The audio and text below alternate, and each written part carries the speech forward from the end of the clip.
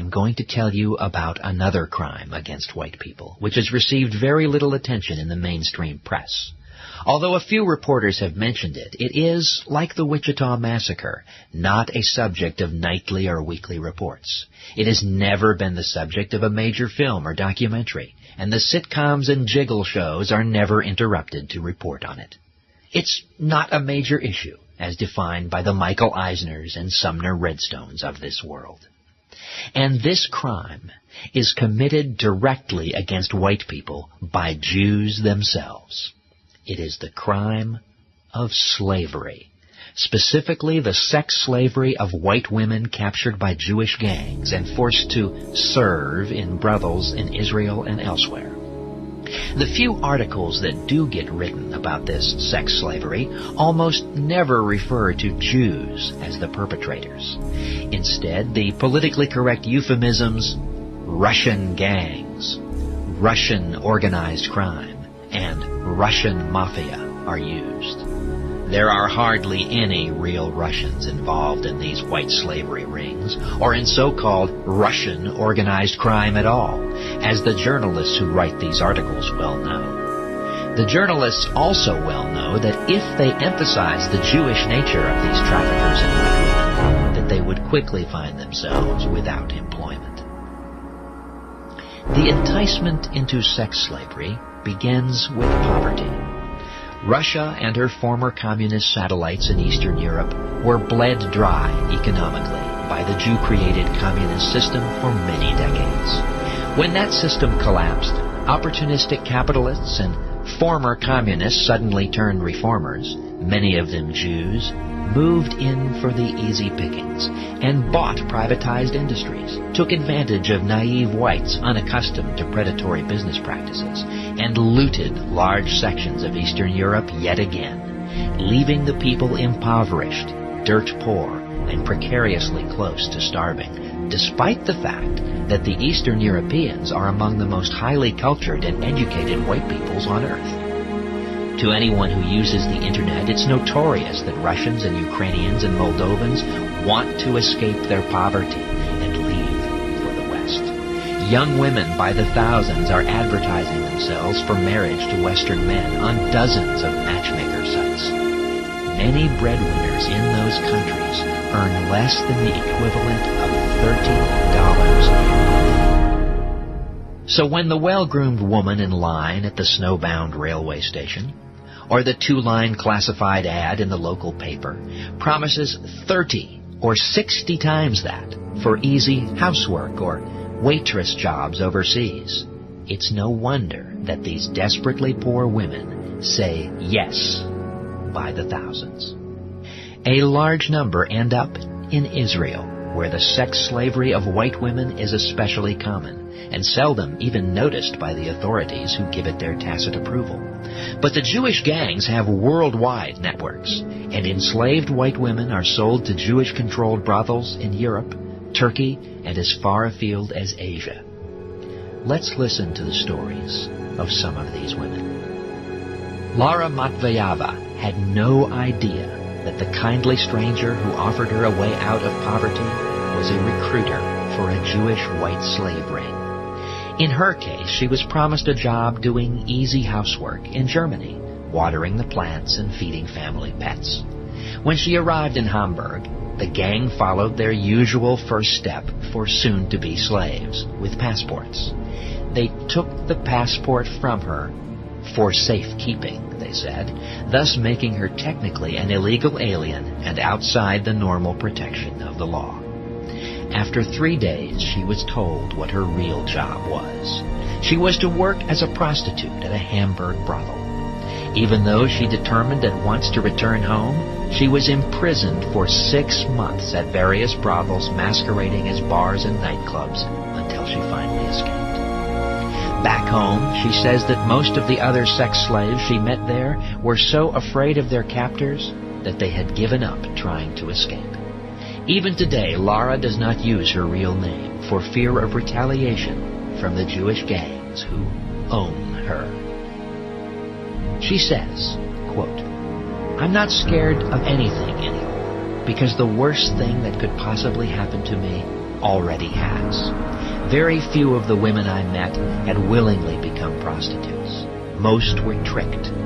Most alarming was the sense that there was no way out. Our passports had been taken. We didn't know what punishment would face us if we went to the police. We were illegal immigrants involved in an illegal activity. We didn't expect any sympathy. To begin with, I refused to do the work, but later I had to. There was no other way of feeding myself, and by that time I had seen the beatings other women got when they refused to cooperate. Close quote. The women are told that they have to work off their debts before they can get free. Impossibly high figures that are arbitrarily increased by their captors as fines if they refuse to submit to any sexual degradation demanded, including gang women. When one Jewish pimp decides he needs fresh goods, the women are sold to others, often again and again in a single year, with the debts they owe the pimps going up with each transaction. Human rights groups estimate that 500,000 white women have been captured and abused by these Jewish gangs, and that number is from Russia alone. 500,000. To be a prostitute. But I've met a lot of girls that were brought here thinking that they're going to be dancers or something. But once they get here, it's too late for them to go back. Within a few days, she was driven to a whorehouse where her new Jewish boss burned her passport before her eyes. I own you, he said. You are my property, and you will work until you earn your way out. Don't try to leave. You have no papers, and you don't speak Hebrew. You will be arrested and deported. Then we will get you and bring you back. Here, the women are exclusively Russian. At first, she refused to be a prostitute, but the beatings and repeated rapes by her owners eventually broke her spirit. Irina says, quote, I don't think the man who ruined my life will ever be fined. Close quote. Until recently, white slavery wasn't even against the law in Israel, and it was only under intense international pressure that Israel finally passed laws restricting it last year. But prosecutions are very rare and sentences light. The enslavement of white women is essentially winked at by the authorities there, who, after all, are steeped in a tradition that only Jews are truly human beings, and these white sex slaves aren't Jews. And pimps prostituting white women to all comers, as long as the owners claim the women were not actually purchased by them, is still legal there. Marco Buffo, the head of an anti-slavery group in Italy, stated, quote, It's no secret that the highest prices now go for the white women. They are the novelty item now. Close quote. Mikhail Lebed, chief of criminal investigations of the Ukrainian Interior Ministry, states, quote, Gangsters make more from these women in a week than we have in our law enforcement budget for the whole year. To be honest, unless we get some help, we are not going to stop it. Close quote. And the Jewish media are helping to bring these criminals to justice and get the Russians and Ukrainians the help and publicity they need, right? Recently, Yitzhak Tyler of the Haifa police spilled the beans on some of the operations in that Israeli port city. Quote, These men pay $500 to $1,000 for a Ukrainian or Russian woman. Do you understand what I am telling you? They will buy these women and make a fortune out of them. Take a small place with 10 girls. Each has 15 to 20 clients a day. Multiply that by, say, 200 shekels. So say 30,000 shekels a day comes into each place. Each girl works 25 days a month, minimum. So we are talking about 750,000 shekels a month, or about $215,000. A man often owns 5 of these places. That's $1 million. No taxes, no real overhead. It's a factory with slave labor. And we've got them all over Israel. Close quote. $1 million a month for an average Jew pimp in Israel. What do the women get? Beatings, rapes, forced performance of sex on demand, and a little food and cigarette money. Bars on the windows, marching naked in Jewish slave markets when they're sold again for maybe the 4th time this year. Gang violence and retaliation on their families if they escape. Punishment and deportation at best from a complicit legal system. The Jewish pimps are so confident of their invulnerability that one of them, Jacob Golan, owner of 3 houses of prostitution including Tel Aviv's Tropicana, even spoke to the New York Times, stating, quote, "Israelis love Russian girls. They are blonde and good-looking and different from us," he said, chuckling as he drew his hand over his black hair. "And they are desperate. They are ready to do anything for money." Always filled with half-naked Russian women, the club is open around the clock. There are 12 cubicles at the Tropicana where 20 women work in shifts. 8 during the daytime, 12 at night. Business is always booming, and not just with foreign workers.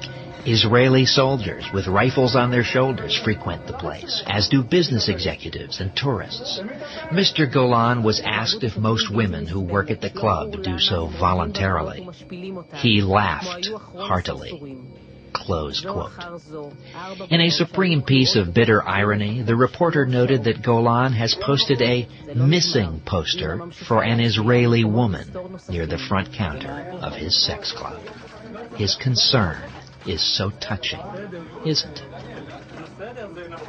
The United Nations now admits that the selling of sex slaves is now organized crime's fastest growing business. And most of these slaves are white women. The Sydney Morning Herald states that white women are, quote, "the most lucrative commodity of all," close quote, surpassing even the international drug trade in importance. After all, drugs can be sold only once, and then they are used up. White women can be used and then brought to the slave markets again and again for years until they are dead or no longer attractive. Mariana's story is typical. Lured by promises of easy work and good money, she left Russia for Israel. Quote, "The brothel routine was brutal and efficient. She worked 7 days a week, servicing up to 20 customers a day, both Jewish and Arab. A man stood guard near the door of her room, furnished sparely with a bed, a dresser, a shower, and a sink. She was isolated from the outside world, except for a woman who stopped each day to sell food to her and the other Russian girls.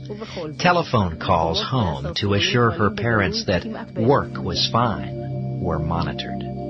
After about 5 months, Mariana was allowed to leave the one-story gray building with a driver to meet clients at a Tel Aviv hotel. 3 days later, a group of men drugged her in a cabana behind the hotel. "Do what we say. Don't kick and don't scream. There's no point in fighting," she remembers them saying, before they gang raped her. Desperate, she tried to escape the brothel, but was caught.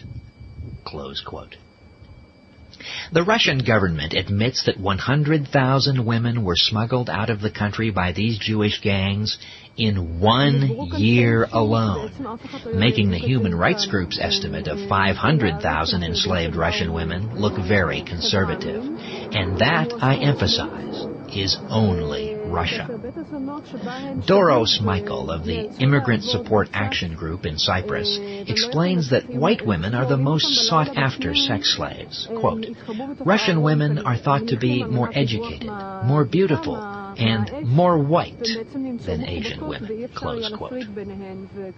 Amnesty International has issued reports harshly criticizing Israel's toleration of the sex slave industry. I wonder whether you have heard about that on Fox News, or CBS, or CNN. Amnesty International stated, quote, "The government of Israel failed to take appropriate steps to prevent, investigate, try, and punish those responsible for the violations of human rights committed against traded women," They also cited the case of 27-year-old Valentina, who said, quote, "The conditions were horrible. Most of the girls suffered from venereal diseases. There was nowhere to run. There were bars on the windows and guards all the time, day and night." Close quote. Valentina eventually was able to leap from a second-story window, evade the Israeli police, and escape to tell her tale. But thousands of other white women and girls are still there. One young Russian woman, Larissa, says that she managed to escape from her pimp only to be arrested by the Israeli police, who then sold her to another pimp who admitted he was a former Israeli police officer. These white slaves are without hope and without friends. The few Jews who oppose this slave trade are outside the power structure in Israel, and white people in the West are grazing contentedly in the pasture of consumerism, uninformed about white slavery because the Jewish-owned media don't tell them about it. At a recent human rights conference sponsored by the World Coalition Against Trafficking in Women, it was estimated that there are more than 200 sex slave brothels in Tel Aviv alone. It was also stated, quote, "When they arrive in Israel, they go through an educational seminar that includes rape and sale by auction, after which their passports are taken from them and they are imprisoned in sealed apartments. They are forced to work in prostitution in order to repay the debt incurred in bringing them to Israel." Close quote. A few former sex slaves had the courage to speak out. Quote, "I am Ilona. I was sold for $15,000, and a few months later I was sold once more. They forced me to accept 150 clients a week. Lots of people knew about me and the other girls. There were taxi drivers and people from the grocery store who brought alcohol, and also the doctors who gave us pills against pregnancy. Take them all month long so that we wouldn't lose any work because of the blood. And the doctors checked us after we were beaten and gave us painkillers. But the worst thing happened with the policemen who knew about me. One time I managed to run away and went to the police. They referred me to a policeman who knew Russian, and I spoke with him, and he listened very intently. An hour after he listened so intently, my boss, the pimp, arrived at the station and took me home, and there he gave me the worst beating, so that all the girls would see what happens if you run away. After that, I couldn't work for a few days." Close quote. Quote, "I am Yana. At the airport I was picked up by Ilyosha. I had 6 or 7 clients a day on Ben Yehuda, and I made him 600 to 700 shekels a day. I got food, cigarettes, and 20 shekels a day. After 2 weeks he sold me to Peter and Gershon, and I worked for a month at their massage parlor. 10 or 15 clients a day, 150 shekels for half an hour, and for me, 20 shekels a day, food and cigarettes. After 2 months, Peter sent me to another bar. Whenever I wasn't working, I was locked in an apartment, and they brought me whatever I needed. Peter said that I could go after I had made him $40,000. I had between 7 and 10 clients a day at the bar, and there I had to earn 700 shekels. If I had a slow day, I had to work harder the next day. They also beat me at the massage parlor, the employees and the manager." Close quote. A charity group that tries to help Russian children and women and prevent them from being ensnared by these Jewish white slave rings, Miramed, estimates that 90% of the women who leave Russia in the clutches of these Jews are not aware that they are headed for prostitution. And I add that none are aware that they will be enslaved behind bars, forced to satisfy the lusts of their Jewish owners on demand, and be sold as slaves again and again in Jewish slave markets. The Jewish media have obsessed for decades about black slavery in North America, a slavery that was abolished by white people and which hasn't existed for over 130 years. But how often have you heard of the enslavement of whites, which is going on right now. I want all of you who hear my voice today to swear in the holy sanctuary of your soul that you will never forget what the Jews have done and are doing to more than 500,000 of our women and girls. And I want you to promise me that you will never forget the Jewish media bosses who cry crocodile tears for months when a black criminal meets a policeman's nightstick, but who turn a blind eye to the sex slavery of enough white women to fill Rockford, Illinois 3 times over. When I say never forget, I mean never trust them again. Never trust them again. Never trust them again.